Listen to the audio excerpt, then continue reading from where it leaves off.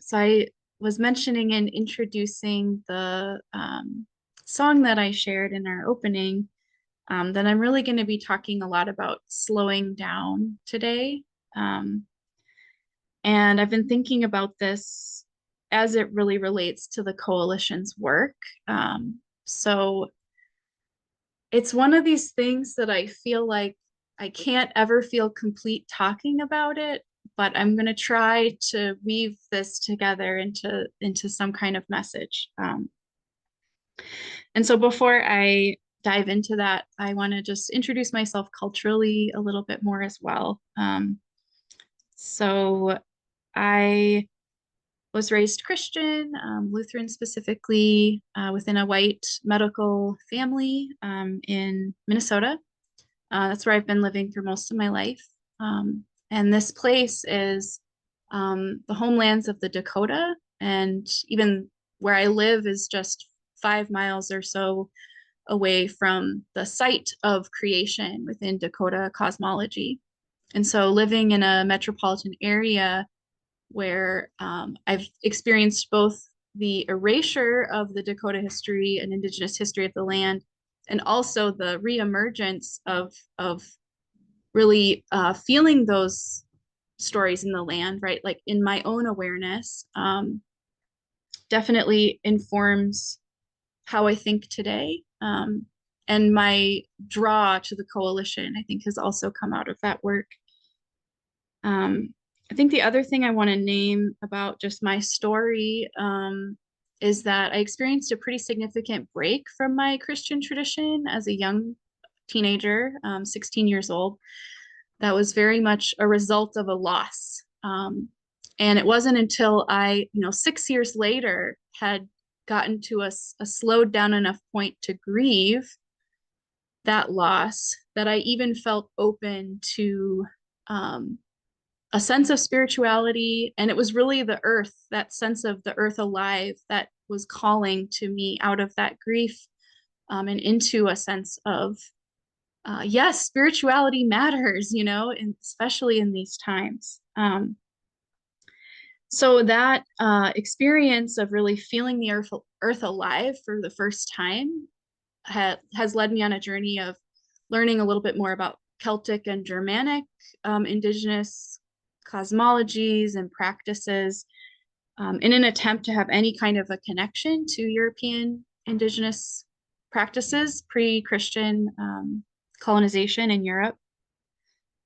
So that has also been a part of my formation and thinking perspective. But I've also, I was born in the late 80s, and most of my life, I feel like I've been steeped in this culture of neoliberalization and this kind of accelerating technological boom that we've been a part of, where technology is more and more in our lives, and the pace of life seems to just keep getting faster and faster and faster. And I very much grew up firmly within that paradigm. And it's really only through some of this work with reclaiming some sense of indigeneity from a European tradition and coming into contact with indigenous cosmologies of Turtle Island, that I feel like I've even got a sense of why slowing down is so important. So I just want to name all of that from the outset as what I'm bringing as I'm talking about this. And I wanted to keep myself a little bit organized and on track. So I made just a few slides so that I can, just stay on my message. So this worship series that we're doing in 2025 of Decolonial Worship Online has this theme of healing and economic justice, right? And Sarah Augustine is often talking about how this is really where our work is heading now, is we have to be taking on the economic systems that continue to just extract. And as these new technologies like electric vehicles and solar panels and all these other things are coming up and starting to be presented as the viable solutions for the future, that that we need to remain critical of how that continues to increase mining, especially on Indigenous lands.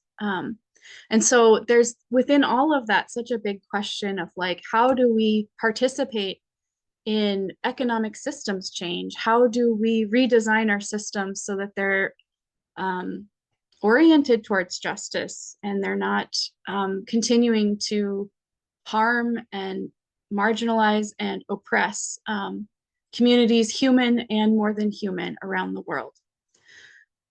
So as I've been really thinking about this theme for worship and other ways that we've been trying to address this in some of our working groups in the coalition, I keep coming back to this notion of how important it is to keep slowing down. And I realize too that when we talk about slowing down, there's all these different dimensions to that as well. And in the coalition, we have kind of a model for change that really emphasizes cultural and structural change in this kind of dynamic interplay, especially so thinking about those who have grown up in the dominant culture like myself and what changes are needed to actually move us over to embodied solidarity with Indigenous communities. And as I've, shared more about that or had more conversations with friends, I've also realized that there's this strong conviction coming in about personal change as well, being in this dynamic of ongoing change. So I'm thinking about all those dimensions, and we'll try to just give a sense of those different things and what I'm thinking in this talk. And so first, Sherry opened us with some breathing, and I also wanted to do that because want to be conscious of even the speed at which I'm talking as I'm speaking about slowing down. And so this breathing practice is something I often use as a centering when starting meetings or offering a grounding. And I like having these images next to each other, and it underscores what the interconnectedness that Sherry was speaking of. So that our human lungs are so similar to the earth's lungs, the trees, right? That there's visually so similar. There's such a clear relationship there, right? And so I think trees have been one of my number one teachers, or provocateurs even, maybe, around this idea of slowing down. And so just want to invite you to take these images in and maybe again come back to that sense of our mutual interdependence with trees, these beings who their whole lives live in one place, and their movements are small and they're moving with the wind, right? But all their lives, right? Like one place. And we're in that symbiotic relationship with them. So I'm thinking more about what can we learn from this kind of pace of life, right? And can it compel us to slow down? So I'll just invite you to take a breath, kind of holding this awareness, this kinship with trees. You might even sense the trees around you, whether you can see them or just feel them. And maybe also bringing in some of that gratitude for this relationship.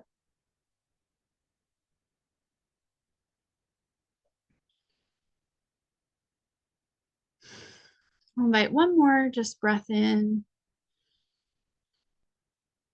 and out.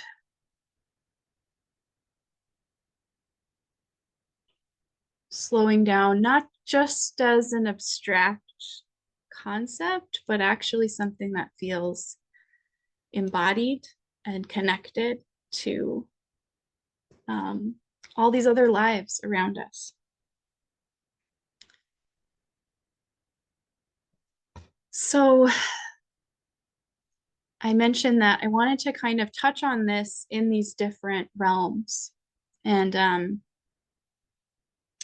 I feel so aware that that I only have my perspective, right? And part of my desire to share some of this with you is to hear others' perspective on this question of slowing down. Like, what will it take for us to slow down, right? All of us in the dominant culture, for this culture change to really be about slowing down this pace of modern life, which is completely unsustainable, right? It's not, we can't actually keep moving at this pace. And so is it only going to be collapse that will take us that far, or can we also make a change to slowing down? So I've been thinking about this first with my personal lived experience, right? And how slowing down also feels very connected to me to the experiences of, you know, the movement of creator or spirit in my life, right? And where I notice that coming through, whether that's when I'm in nature or through receiving songs, which sometimes happens, or through receiving visions, right? That if I'm moving too quickly, I miss out on these messages. And I also think about how that relates to my own body, taking care of my body, the food that I prepare, right? That I can either be moving really quickly and, you know, getting fast food, which I still occasionally do, or can I be really like slowing down and making food and not just for others, but also for myself in the solitude, right? All these little ways that I can either be choosing to slow down or keep up with this unsustainable fast pace. And so there's in that, right, like a real sense of personal change or conviction, which I feel is only really for me, I'll speak for myself, really only able to transform when I am connected to that dimension that is beyond myself, which I would call, you know, God, creator, spirit, right? That sense of the divine in life around us. The other thing I want to name just with personal experiences, I'll tell a little story about something that happened to me in the past year where I was driving my car on the highway, and I happened to have actually other coalition members in my car, including Sarah and Sherry. And I was driving at highway speeds, and there was a turtle in the center of my lane. And what I was able to register at the speed that I was going was that I wasn't going to hit this turtle, but I could also see him take one step just closer kind of into oncoming traffic, two more lanes right to my left.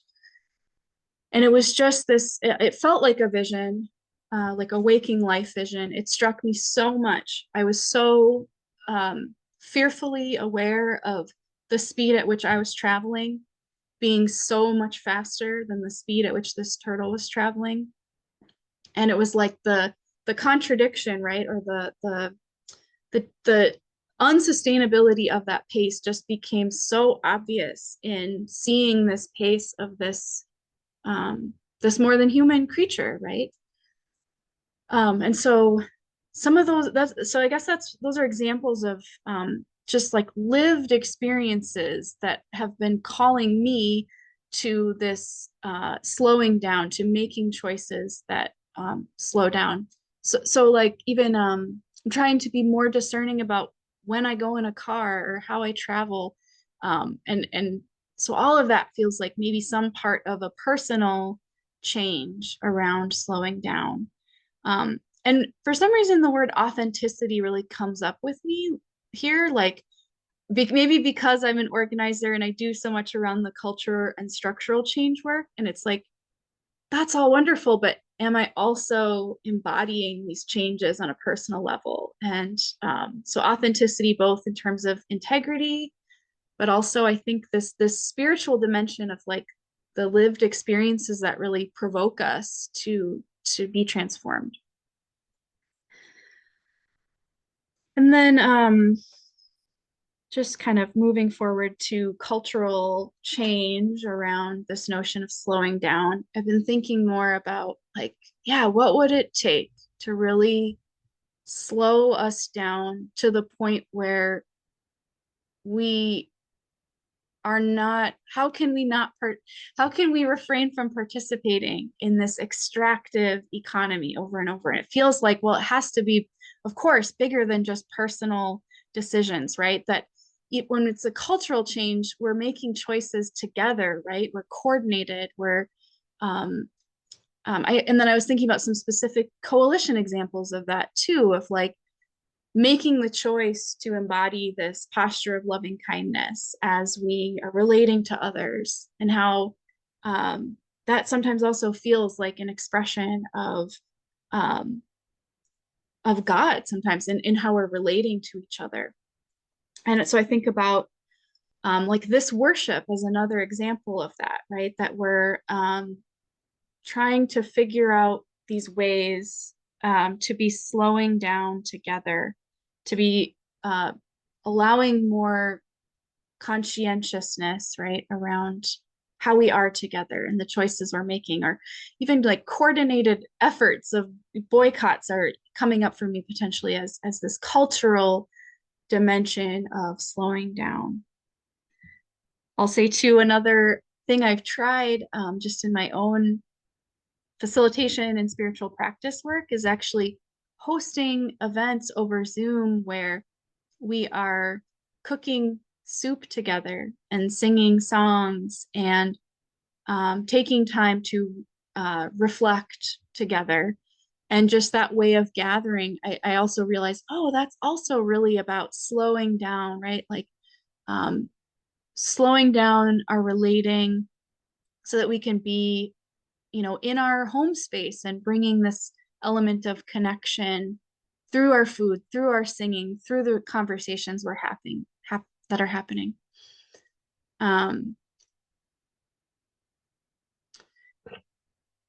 Yeah, and I just think so much of what the work the coalition is doing is calling us to this cultural change and this dimension of slowing down together.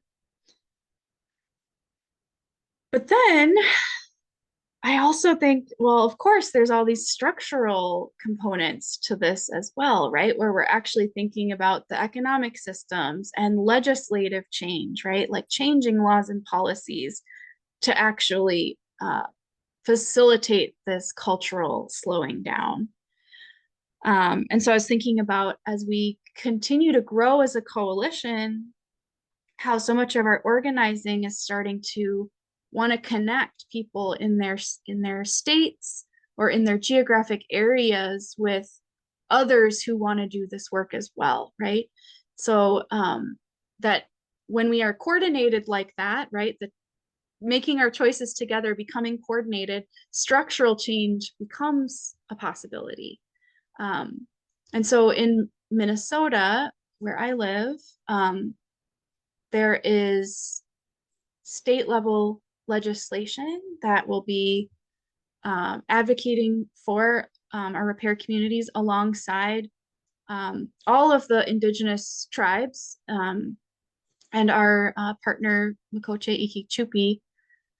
And this is, all of us advocating together to protect the wild rice, right?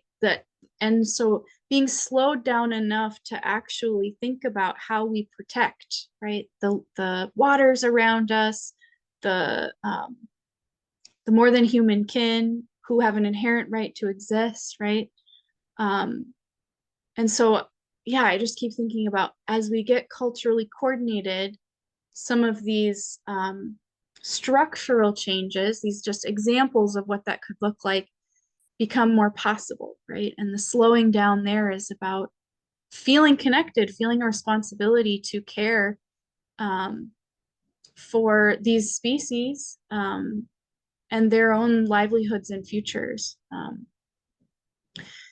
Another thing I've been thinking a lot about, in part provoked by the turtle that I shared with you, is just changes to our roads, right? Like I know there have sometimes been these implementations of like wildlife crossings, so that that encounter, right, of human on the road and wildlife meeting the road, which is so often, I think, where wildlife experiences happen nowadays is at the roadside, um, won't end in just destruction, devastation, death of that animal kin.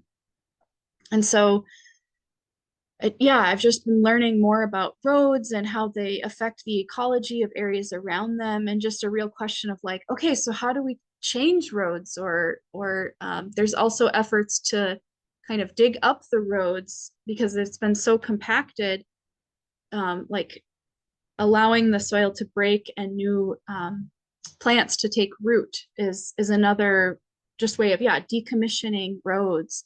And that makes me curious about like, how do we transform away from this infrastructure that is pervasive in United States, across Turtle Island, and actually start to make infrastructure changes, and keep moving towards this slowing down. So again, these are just like glimpses of I feel like such a bigger thing. And I want to also hear what you all have to say.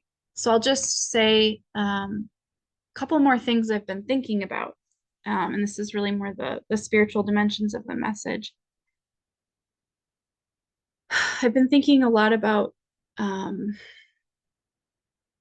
Jubilee in Leviticus 25, which essentially is a after 7 years of a particular cycle of caring for the land that includes a fallow year, so this Shemitah year and this cycle, that after 7 of these cycles, we get to the Jubilee year. And the Jubilee year is a year when debts are forgiven and land is returned to its original inhabitants. And there's kind of this reordering of society in very economic terms that happens in Jubilee. It's also this year, 2025, I think in the Catholic tradition especially, is being proclaimed as the year of Jubilee. So it feels very relevant for those reasons as well. But so that sense of, okay, there's maybe some, I don't know if just, yeah, a sense of accumulation of wealth perhaps that can happen, or conversely debt that can happen. And then the cycle seeks to correct itself, this coming back. I actually have this this funny stretchy thing because I've been thinking about how so much of the shape right now is like about just going up and up and up, right? And all the technology and the sense of progress is linear and accelerating, but it feels like there's all these other models of how it has to come back around, right? And so as I was thinking about that sense of this time, right, I was also remembering the resurrection of Christ, right? And how similar it is to compost. And it's this life, death, birth, life, death, rebirth, right? This like cycle. And so I've been thinking about that as well as evidence of this like coming back around. And then just from the very little that I've experienced and know about some indigenous cosmologies and sense of time, is it's also much more paying attention to these cycles, right? And the way that time is actually observable in nature. And all of that feels cyclical as opposed to this dominant direction of this limitless progress that's just false. And so, yeah, I mostly just wanted to share what I've been thinking about around this. And again, my curiosity is really about what you all are thinking about this as well. So I think before I turn it over for some discussion, I'll just close with another song. So I mentioned that the songs and visions are sometimes a way that I feel especially provoked towards this notion of slowing down. And this was a song that came through me during the pandemic, early in like April of 2020, as we were in lockdown, and there really was that slowing down pace that was happening by necessity. But it started to feel possible that a different pace of life could happen. And I feel like I was really getting confirmation of that by receiving this song. So I'll just sing it through once. It's short, and then I'll close. Slow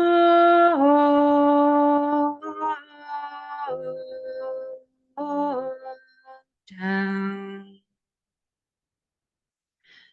You're still moving too fast.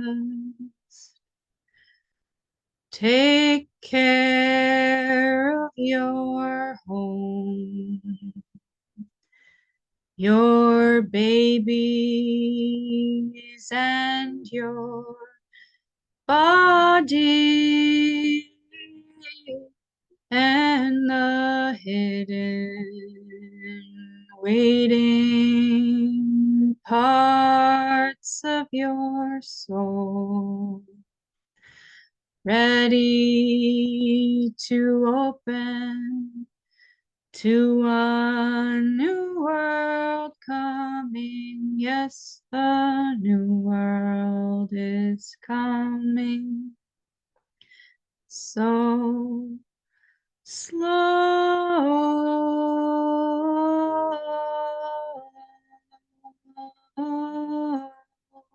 down.